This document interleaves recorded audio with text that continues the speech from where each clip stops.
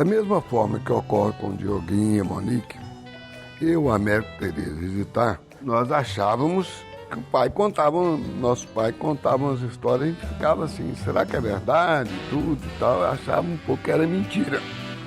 Quando eu era pequeno, meu pai me contava uma infinidade de casos, causos, e muitas dessas histórias eu imaginava serem muito mais impressionantes do que realmente eram de fato.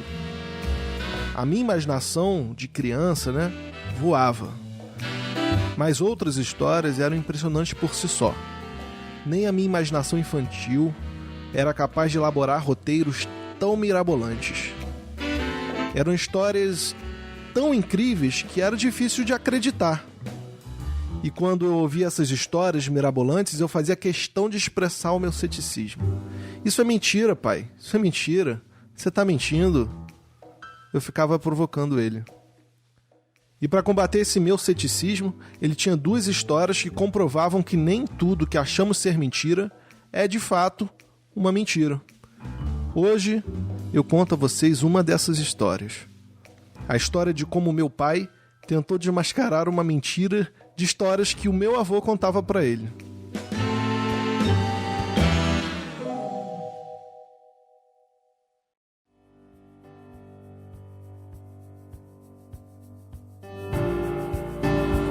É o seguinte,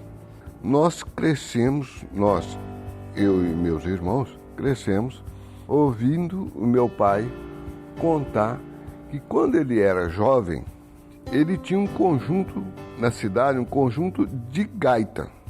Ou seja, todos os membros do conjunto só tocavam gaita.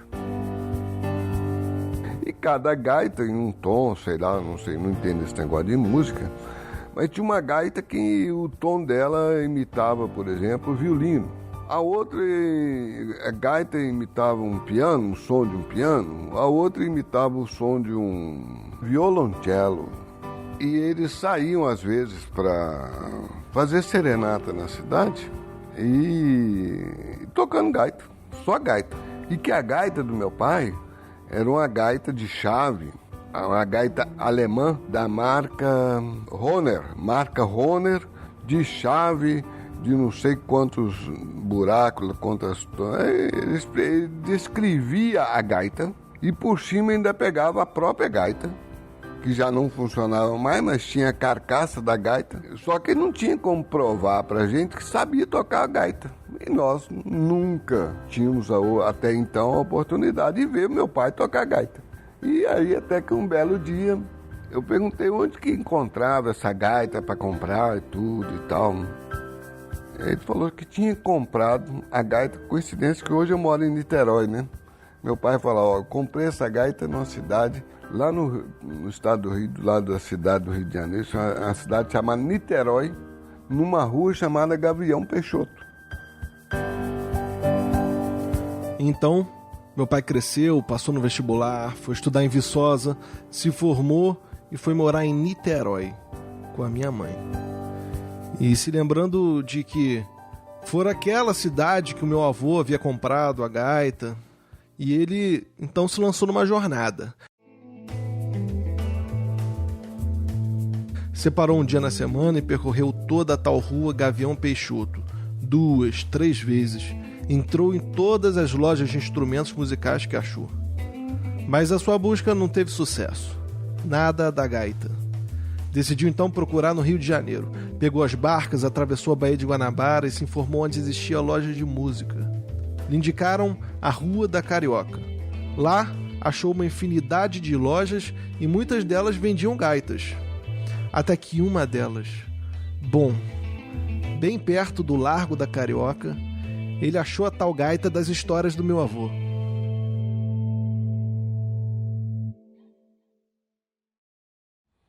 Encontrei uma loja que vendia gaita. E como eu conhecia muito bem a gaita do meu pai, porque eu tinha, mesmo sendo só uma carcaça, essa carcaça passou a ser minha, eu encontrei uma igualzinha do meu pai, a gaita Hohner, de chave, disso, daqui, tal. E aí eu comprei essa gaita pro meu pai. Chegara então a hora do confronto. Meu pai queria desmascarar meu avô e aquela historinha de que ele tocava em uma banda de gaita. Eu devia ter uns 25 anos, por aí. Eu nunca tinha visto meu pai tocar gaita. E aí coincidiu que foi um dia que nós estávamos todos lá em casa, eu combinei com meus irmãos, falei assim, eu comprei a gaita pro pai. Aí nós vamos falar com ele, né? Ou você toca ou você come a gaita. E aí puxamos a história, assunto com ele, pedindo para ele contar o caso da gaita, ele contava o caso da gaita e tal, contou no final do caso da gaita, que ele já tinha contado 1000 vezes, né, pra gente. Eu tirei a gaita, entreguei para ele. Agora o senhor vai ter que tocar, que é um presente que nós compramos para dar para o senhor. Gaita novinha, igualzinha a gaita do senhor. Agora, ou o senhor toca ou o senhor come a gaita.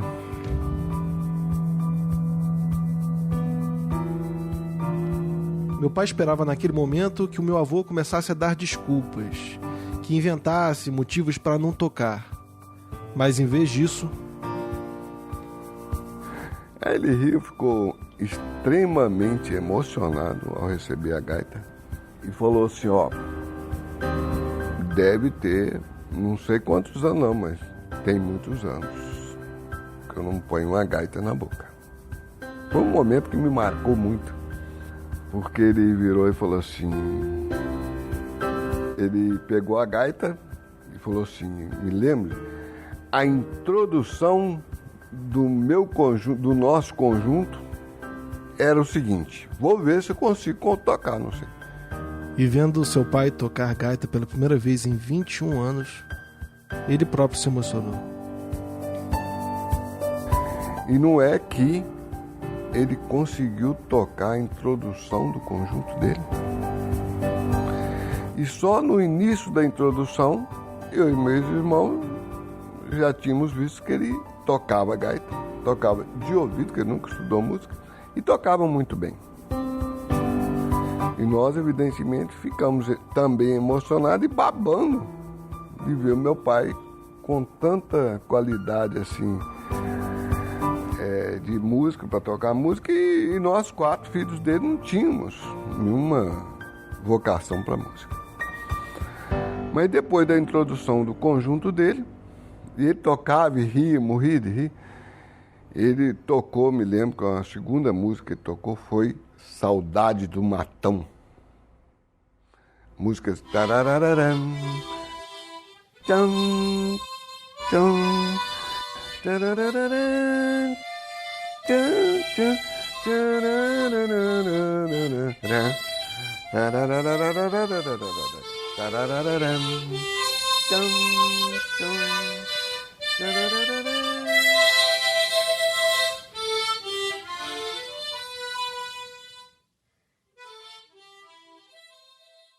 Mas essa história não acaba aí. Essa música é mais ou menos de 1900 antigamente, na época que Guaraná era fechado com rolha. Mas além dessa música ele tocou Tema de Lara, Saudade do Matão, e tocou umas 5 a 10 músicas, não me lembro. E nós de queixo caído. Meu pai se sentiu um pouco bobo de ter desconfiado tanto da história do meu avô. Mas toda aquela tentativa de desmascará-lo havia os proporcionado mais uma tarde ouvindo as histórias dele. E entre uma história e outra, entre uma música e outra, ele tentava ensinar aos filhos. E falou uma hora: tocar gaita é treino, mas vocês vão saber a hora que estão começando a aprender, quando... E nessa hora ele passou a língua dos lábios. Vão saber quando estiverem tocando corretamente, quando sentirem um sabor doce nos lábios. Todos riram e duvidaram daquela afirmação. Novamente duvidaram. Tocou mais 1 ou 2 músicas e finalizou aquele show particular. Ele acabou de tocar, eu me lembro até hoje. Ele colocou a caixa, a gaita na caixa e virou e falou assim: ó, eu agradeço muito vocês terem comprado a gaita para mim. mas eu vou agradecer muito mais se um de vocês me der o prazer de um de vocês aprender a tocar gaita. E já que foi o Diogo que me entregou a gaita, eu vou devolver presente para o Diogo, como presente meu para ele aprender a tocar gaita. E ele vai assumir o compromisso comigo aqui agora de aprender a tocar gaita. E naquele momento o jogo virou. Meu avô, que deveria ser o cara a ser surpreendido, surpreendeu meu pai. E existem promessas na vida que você não pode recusar ou deixar de fazer, né? Meu pai teve que aceitar aquela responsabilidade. E assim foi. Mas eu toda a vida fui cego, surdo e mudo de música, né? Nunca entendi nada. Mas mesmo assim, tentando cumprir o desejo do meu pai, eu aprendi algumas músicas. Saudade do Matão, aprendi o tema de Lara, aquela música Je t'aime. Já viu essa música? Enfim, consegui aprender umas 5 a 8 músicas só e vi que de fato era impossível eu atender aquele pedido do meu pai, por mais que eu esforçasse. E quando eu era criança, lá pelos meus 12, 13 anos, eu me lembro do meu pai ter me entregado essa gaita da história. Essa que ele comprou para confrontar o meu avô. Me explicou o porquê de eu ter que aprender a tocar e que ele aprendera somente algumas músicas, mas que não era o suficiente. Depois disso, ele pegou a gaita e tocou uma música para mim. Eu não me lembro muito bem qual. Só lembro que o som era horrível. Horrível. Ele assoprava vários buracos ao mesmo tempo, aspirava e mudava de nota aparentemente de forma aleatória. No entanto, por mais que o som fosse horrível, o meu pai ensinava todos os trejeitos de um tocador de gaita profissional. Bom, isso foi o que me pareceu na época. Tocando, ele balançava o corpo, mexia a mão de concha atrás da gaita, reverberando o som. Enfim, a forma que ele tocava parecia em descompasso com o som emitido. Ao acabar de tocar a música, meu pai passou a língua nos lábios, estendeu o instrumento para mim e falou: "Você vai saber quando estiver tocando direito, quando sentir um gosto doce na boca." E qual foi a minha reação? Eu ri muito. E meu pai sorriu de volta e falou: "É verdade, você vai ver. É agora a sua vez de aprender." E aí que entra o Dioguinho na história, porque quando eu vi que não dava, não tinha jeito mesmo, eu tentei passar essa responsabilidade pro Dioguinho. Comecei a incentivar ele a tocar gaita. Comprei várias gaitas para ele, dei as gaitas velhas que foi do meu pai. Essa gaita que eu tinha comprado aqui no Rio para dar pro meu pai, eu dei pro Dioguinho. Mas também não teve jeito. Sim! Eu virei por um bom tempo o chato da gaita. Andava com ela para cima e para baixo, emitindo sons desarranjados. Enfim, igual ao meu pai, eu não tenho nenhuma vocação para música. Então eu nunca consegui tocar direito. Mas o que mais me intriga é que eu nunca consegui, de fato, saber se meu pai acreditava que os lábios ficavam doces ao tocar gaita de forma correta. Será que ele me contou dessa forma para manter a fantasia da história? Será que ele acreditava que, de fato, ele aprendeu a tocar corretamente algumas músicas? Bom, então um dia eu questionei ele sobre essa história.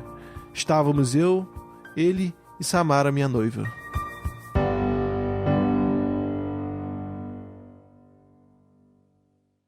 Você se lembra que você me contou a história da gaita, né? Você lembra quando você me deu essa gaita da história que você comprou pro meu avô? Lembro. Você lembra que você me deu ela? E que você pegou a gaita e tocou pra mim falou, eu sei tocar mais ou menos, mas eu sei tocar umas músicas. Aí você pegou assim e começou a soprar o negócio. Aí você deu a gaita pra mim e falou... Você lembra que você falou um negócio?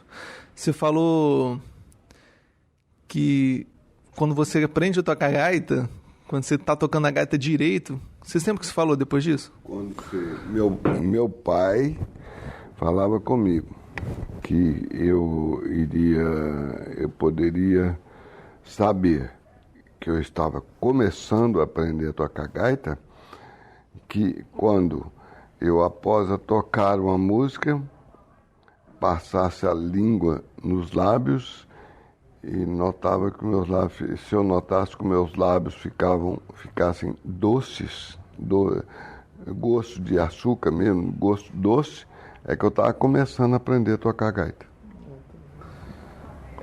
Esse é um detalhe que eu lembro de você me contando, mas... Mas é mesmo, Samara, você toca gaita, você fizer assim, ó, e você notar que sentiu o gosto de doce, e você sentiu? Aí significa que tá... Entendi, está aprendendo a tocar. É. E você sentiu já? Doce? Já.